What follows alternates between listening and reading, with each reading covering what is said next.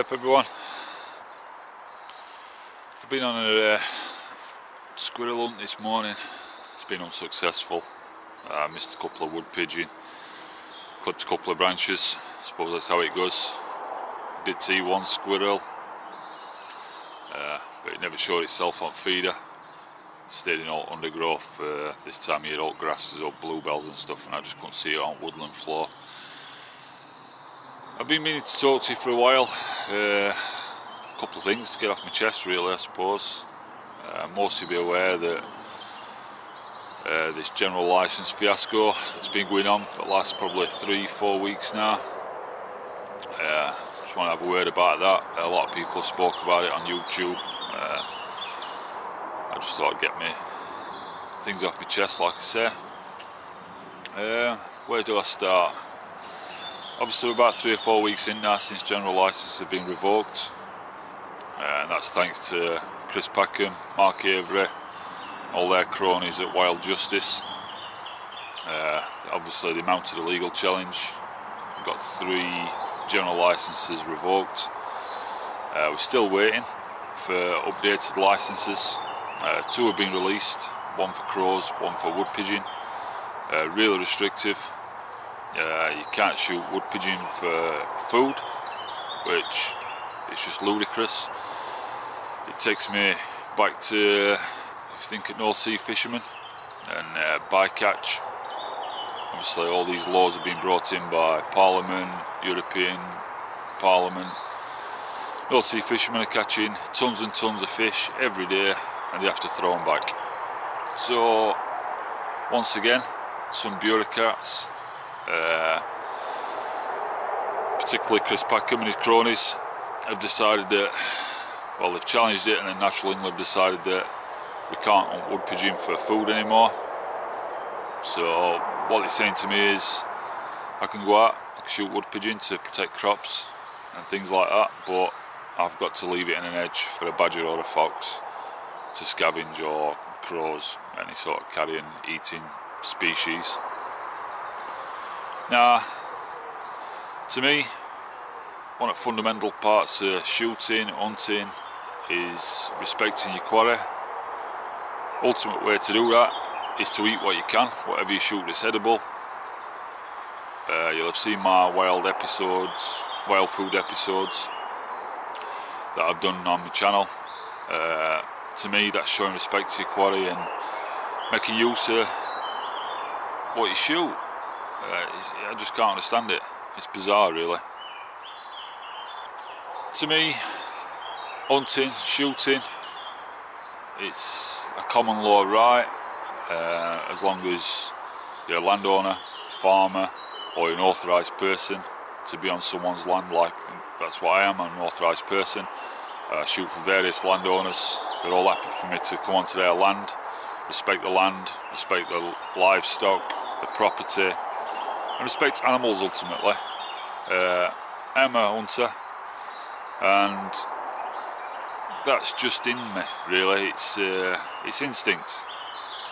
If I go back to when I was younger, I think I started hunting in some way, shape or form when I was about 9 or 10 years old. I think that's my earliest memory. Bizarrely, it started, I used to go away with my grandparents when I was about that age, to a caravan site on the east coast in England, and we'd walk home from club and I'd see rabbits running around all as you do, and I just decided I wanted to try and catch some. Obviously totally illegal back then, but I was a kid, I didn't know any better, and I think in old time that he had a caravan, I managed to catch one rabbit with an homemade snare, and it all started there really. Now, it weren't something that was passed down to me. My dad's never hunted, my granddad never hunted before him. Like I say, I think it was just instinct. It's what made us who we are many years ago. As human beings, we evolved, we learned to make tools, weapons, and we hunted, we gathered, we got us food. That all obviously helps us develop and evolve even more. So like I say, I think it's just a natural thing. The only thing I can think of that's probably led me down this path is my granddad's dad had a pig farm many years ago, so maybe it skips a couple of generations and then the hunting bug found its way to me. Thanks to Chris Packham and, like I say, his cronies Mark Avery at Wild Justice, we're having more and more restrictions placed upon us. I did think it would resolve itself within a couple of weeks, but obviously it's dragged on 3-4 weeks now and there don't seem like there's any resolution at the minute. I know Michael Gove, he's asked for a review at licences, evidence gathering, and I know shooting organisations like BASC, people like myself have all submitted evidence and had us say as to why it's justified to control predators and pest species in UK. Hopefully that resolves itself sooner rather than later, but for this year's wild birds, songbirds, damage is done. Obviously everything is nesting at the moment.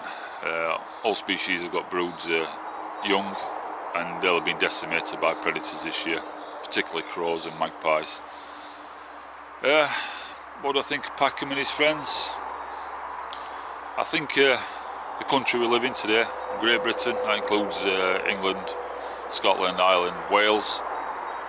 We're a multicultural bunch of countries now, and we're constantly being told about minority communities, particularly immigration, immigrants that come to this country. If we don't accept the beliefs or the way of life, then we're called racists. Now, hunting is my belief, it's my way of life, and it's thousands of, or even millions of people in this country hunt. It's their way of life and their belief as well. So to me, Chris Packham and his friends are racist. They're persecuting and prosecuting a minority community, which is shooting community, that's what I'm talking about. Another problem we have, I've just seen it in news in the last couple of days, I'm sure most of you will have as well. Chris Packham just been awarded an OBE for services to probably wildlife and charities. It's all well and good, but the person that presented him with Prince Charles. Now, it's common knowledge that Prince Charles hunts. He has plenty of land to hunt on, particularly pheasants, game birds, that sort of thing. Now, for a person of that standing to award Chris Packham an OBE, I know that would probably arranged at New Year's honours list, but if I was a hunter and if I were in Prince Charles's shoes, I'd have revoked that OBE for his persecution of field sports, hunting and that sort of way of life. Now, for him to do that, it destroys me really. It makes me feel like, what hope do we have? If a fellow hunter can't stand up for what he believes in for fear of public persecution, then I think we're fighting a lost cause. I hope I'm wrong. I hope when these licences are reviewed and republished that they're legally sound and we can carry on as we have been doing for hundreds and hundreds of years. Something else that were in news yesterday, BBC article, totally biased organisation, only feeds you news that they want you to hear, make you believe what they're saying is correct when we all know totally different, and that were compassionate conservation. Now, that's a new one. It was talking about invasive species. For example, let's say grey squirrel, because that's what I've been shooting this morning. So they're saying that we should be compassionate about even invasive species. It shouldn't be a grey squirrel. It's decimating as red squirrel population. It passes on squirrel pox, competes for habitat, competes for resources, as in food, and yet they're saying that we should be compassionate towards them. my preference would be to see red squirrels in all UK woodland like it used to be, and grey squirrels totally eradicated. But I think that's a new key word that they're going to be using, compassionate conservation. That's been bandied about somewhere, and I think we're going to hear quite a lot more about it. So what is compassionate conservation? I think that's what I employ every time I'm hunting. You know, there's probably two emotions that you feel as an hunter.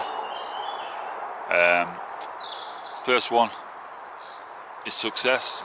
You're pleased. Preparation, your knowledge of the species, your habitat, your tactics, your skill set when it comes to shooting humanely and ethically. It all plays a part, so you're pleased. That's the first one.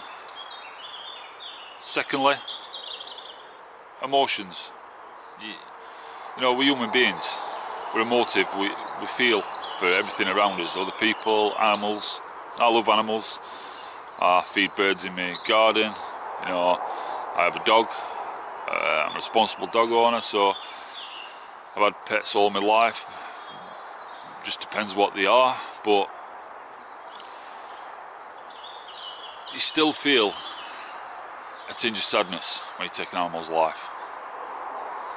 But how do you justify that? There's reasons behind it. You know, you're doing it to save other species, songbirds in particular, crops, livestock. But the ultimate thing is to respect your quarry, make use of it. Just going back to what we spoke about before. If it's edible, grey squirrel, wood pigeon, rabbit, then eat it.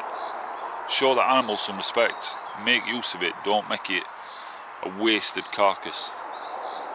Now, wild food, there's no additives, no preservatives.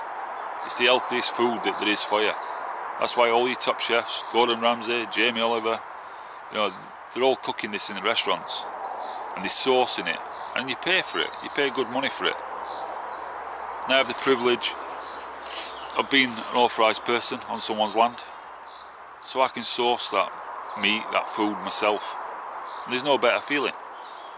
Now this morning in particular, I go up at 10 to 3 in the morning to come onto somebody's land, go about what is my hobby, my pastime, my common right. It's my birthright to be a hunter if I choose to be, as long as I do it legally. So you go out your way to fulfill your hobbies, and I don't think it's fair that certain people think they can tell me how I should live my life. Everything I do in regards to hunting, and possibly in my normal day-to-day life, I try and do things morally right, legally sound, and ethical, and humane when it comes to hunting. That's what I try and achieve all the time. I just think it's ludicrous that Chris Packham and his friends want to stop that way of life. He's got a big platform. You know, I used to love watching Spring Watch, Winter Watch, Autumn Watch, but because of his agenda, I can't watch them programmes anymore. Like I say, he's got a massive platform. He's got millions of viewers, social media followers, and who do we have as a hunting community who actually stands up for our rights other than himself? We need some celebrity figures like Gordon Ramsay, Jamie Oliver to fight as corner. Chris Packham and his friends, they're nothing but a bunch of hypocrites really. You know, Mark Avery, he allows culling on RSPB reserve sites, nature reserve sites. So when it suits, it's fine. If I think back to when fox hunting with dogs were banned, Brian May, Queen guitarist, big advocate for that, until he bought a nice plush country manor and he decided he got too many deers on there and they're eating his trees and his flowers and his plants. So he brought professional stalkers in, and had them animals shot. Now, if you feel so strongly about something, then you're either one way or another. There is no in between. He should have let them deer live on his land, interbreed, decimate all his fauna and flora, but no, he did what should be done, controlled the population and did it right. But is anything said in the papers about that or on the news? Nothing. Well, I hope I've got my point across, explained a few things that are bugging me at the moment. Let's just go on to some happier news now, hopefully, and cheer myself up before I go home. Obviously my channel, it's a hunting channel primarily, with the exception of my wild food episodes that I pop into my channel now and again. I'm thinking of doing something slightly different. I like bushcraft as well as hunting, but what I'd like to do is release like a new series alongside my usual hunting videos. I don't want to get away from my primary source of material and what my viewers like to watch. I'm thinking hunger, hunt, heat. It's like a catch, cook and clean type of video that you'll have all seen on YouTube. A lot of channels are doing that. So my plan is, every now and again, I'm just going to go out. I'll have a target species, be that a rabbit, a pigeon or a squirrel. I'll show you a hunt, a stalk, however I manage to do it. And then I've decided that I'd like to show you how to cook it up in field, using a few bushcraft skills. Starting a fire with a ferro rod, that kind of thing, kindling, all that kind of stuff. I'd just be interested in what your thoughts are on that. Is it something you'd like to see, or would you just like me to stick to me normal primary hunting videos?